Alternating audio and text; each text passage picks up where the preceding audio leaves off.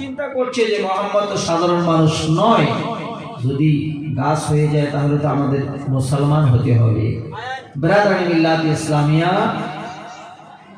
কাফিরগণ সরদারকে বলছেন, সরদার আপনি তো শর্ত দিলেন ওই মুসলমানের নবীকে যে বীজ থেকে গাছ হবে, ফল হবে, ফল আমাদের খাওয়াবে আগামীকাল সকালবেলায়, আর আমরা মুসলমান হয়ে যাব।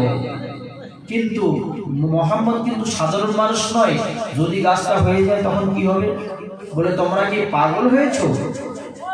গাছ একদিনে গাছ হতে পারে আর একদিনে কি ফল হতে পারে? বললাম না, সেটা হতে পারে না, কিন্তু মোহাম্মদ তো সাধারণ মানুষ নয়, যদি হয়ে যায়। বলছে ঠিক আছে চলো। গিয়ে তারা সবাই বীজগুলো উঠাই নিয়ে চলে আসে। আচ্ছা, গাছ তো বীজ ছাড়া গাছ হয় না, বীজগুলো নিয়ে আসছে, গাছ আর হবে না। এরা শিওর হয়ে আছে গাছ আর হবে না। সরদার বলছে বাবা বলো এবার গাছ হবে? বলছে না, একদম শিওরিটি গাছ কোনো হবে না। কেন? বীজ তুলে নিয়ে আসা হয়েছে। সকালবেলা এরা যাচ্ছে মোহাম্মদকে মক্কার জমিন থেকে তাড়াবে। ব্রাদার মিল্লাত ইসলামিয়া, আব্বা নবীটা কিরকম? সবাই মিলে নবী পাকের দরবারে হাজির হয়ে গেছে। বলছে মুহাম্মদ, ও মুসলমানের নবী, আপনি আমাদের খেজুর খাওয়ান, আমরা কলেমা পড়ে নেব।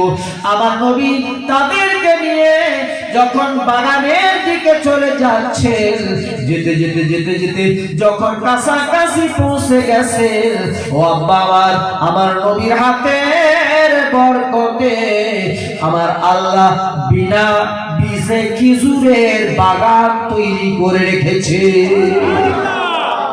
বাগান তৈরি, খেজুর। নবী পাক একটা গাছের নিচে দাঁড়িয়ে বলছেন, এই গাছ আল্লাহর হুকুমে, এই গাছ আল্লাহর হুকুমে তোর গাছ থেকে কিছু ফল আমার হাতে দে।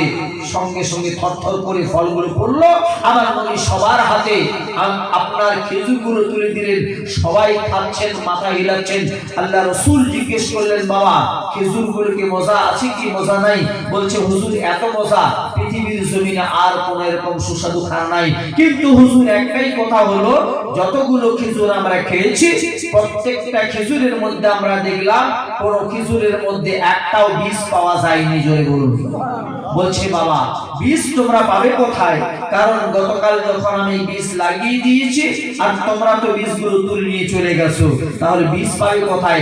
যার কারণে আমার আল্লাহ রাব্বুল আলামিন কোন শব্দের দ্বারায়, কোন শব্দের দ্বারায় আল্লাহ বলেন কুন ফায়াকুন, হও বললে হয়ে যায়। আমার আল্লাহ রাব্বুল আলামিন বিনা বীজে খেজুরের গাছ তৈরি করে দিয়েছে। জোরে বলুন সুবহানাল্লাহ।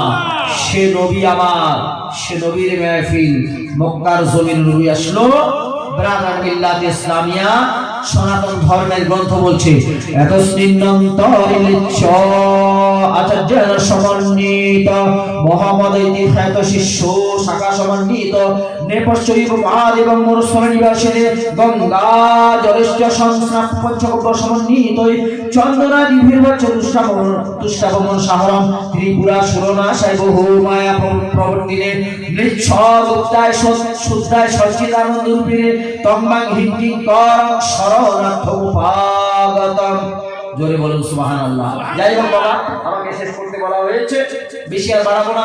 সবাই আপনারা সকলে আমার বক্তব্য অনেক শোনেন এলাকায়, ঠিক কিনা? ইনশাআল্লাহ হায়াত বাকি তো মোলাকাত বাকি, আবারও শুনবেন।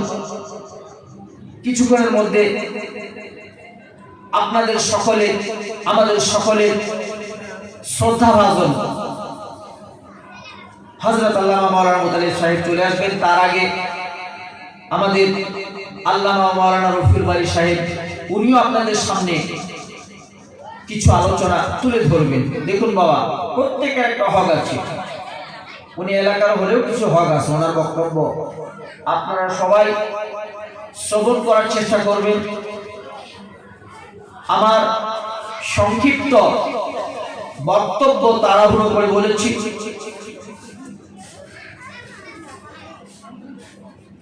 বলার মধ্যে কোরআন সুন্নাহর আলোকে ভুল ভ্রান্তি হয়ে থাকলে আল্লাহর দরবারে আমি তওবা করছি। আস্তাগফিরুল্লাহ রাব্বি মিন কুল্লি যামবি